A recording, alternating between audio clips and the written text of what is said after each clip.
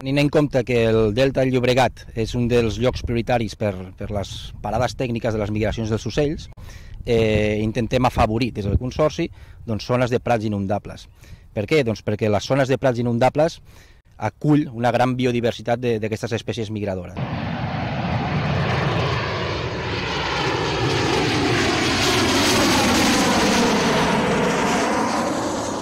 Abans hi havia molts camps de conreus, antigament el Delta Llobregat cultivava molt arròs, per exemple, això s'ha perdut amb el temps. I clar, un camp d'arròs és una font d'aliment molt bona pels ocells també, i ara, mira, ara ens venim una mica forçats a recrear tots aquests hàbitats que s'han perdut. No? I en els darrers 25 anys al Delta Llobregat hem utilitzat els cavalls una mena de simbiosi entre els cavalls i el nostre interès per mantenir la vegetació a ratlla. No?